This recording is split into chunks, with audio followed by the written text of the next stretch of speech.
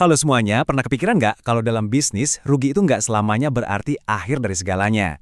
Malah, kerugian itu justru bisa jadi semacam senjata rahasia buat ngurangin pajak di tahun-tahun berikutnya. Nah, konsep ini namanya kompensasi kerugian.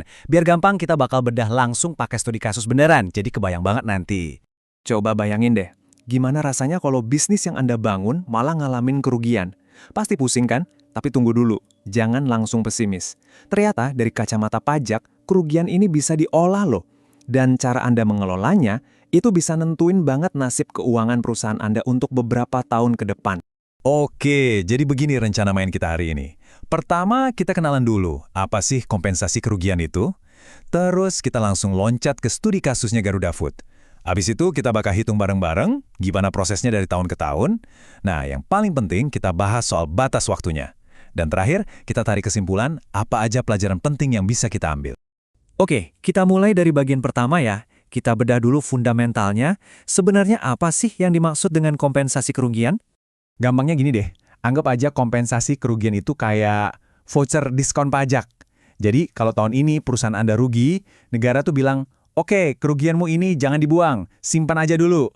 Nah, nanti di tahun-tahun berikutnya, pas Anda udah mulai untung lagi, voucher kerugian tadi bisa dipakai buat motong laba. Hasilnya, pajak yang harus dibayar jadi lebih enteng. Keren kan? Tapi ada syaratnya nih, dan ini penting banget.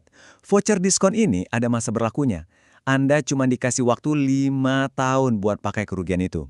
5 tahun. Angka ini benar-benar jadi kuncinya, jadi tolong diingat baik-baik ya. Oke, teori dasarnya udah dapat nih. Biar nggak ngawang-ngawang, sekarang kita lihat langsung praktiknya di dunia nyata. Kita masuk ke bagian kedua, kita bakal intip kisah finansialnya Garuda Food. Yap, kita akan pakai data publik dari PT Garuda Food, biar kita bisa lihat langsung angkanya. Nah, cerita kita berawal di tahun 2018. Pada tahun itu, Garuda Food menurut laporan fiskalnya mengalami kerugian sebesar 2 miliar rupiah. Angka inilah yang jadi titik awal perjalanan kita. Oke, siap-siap ya. Sekarang kita masuk ke bagian yang paling seru, hitung-hitungannya. Di bagian 3 ini, kita akan ikutin jejak si kerugian 2 miliar ini, gimana dia dimakan dari tahun ke tahun. Setahun kemudian, di 2019, keadaan mulai membaik. Garuda Food berhasil untung 650 juta rupiah. Nah, disinilah keajaibannya terjadi. Laba 650 juta ini nggak langsung kena pajak. Justru, laba ini dipakai buat nyicil utang kerugian dari 2018. Jadi 2 miliar dikurangi 650 juta, sisa voucher kerugiannya sekarang tinggal 1,35 miliar rupiah. Lanjut ke 2020, wah ternyata tahun ini mereka rugi lagi, 300 juta. Nah, kerugian baru ini ditambahkan ke sisa kerugian yang lama.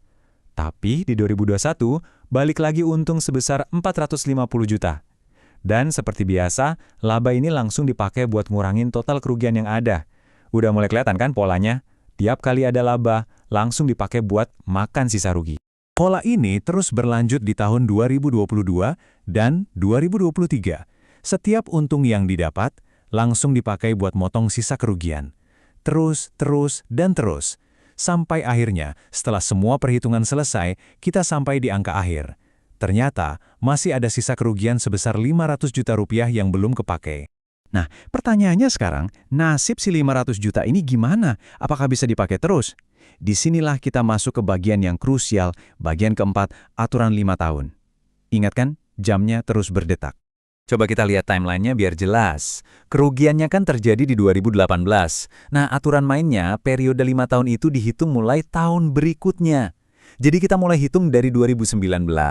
1, 2020, 2, 2021, 3, 2022, 4, dan 2023, 5. Artinya, tahun 2023 itu adalah tahun terakhir kesempatan pamungkas buat pakai sisa kerugian. Terus apa yang terjadi? Ini dia akibatnya. Sisa kerugian 500 juta rupiah itu hangus, lenyap. Udah nggak bisa dipakai lagi buat ngurangin laba di tahun 2024 dan seterusnya. Kenapa? Ya karena masa berlakunya udah habis, jendela kesempatan selama 5 tahun itu udah resmi ditutup. Waduh, sayang banget ya 500 jutanya. Nah, dari cerita Garuda Food ini, apa sih pelajaran yang bisa kita petik? Kita masuk ke bagian terakhir, kita rangkum poin-poin pentingnya. Oke, ada beberapa poin penting nih yang wajib kita catat. Pertama, lihatlah kerugian fiskal itu bukan sebagai bencana, tapi sebagai aset. Aset berharga yang bisa ngurangin pajak.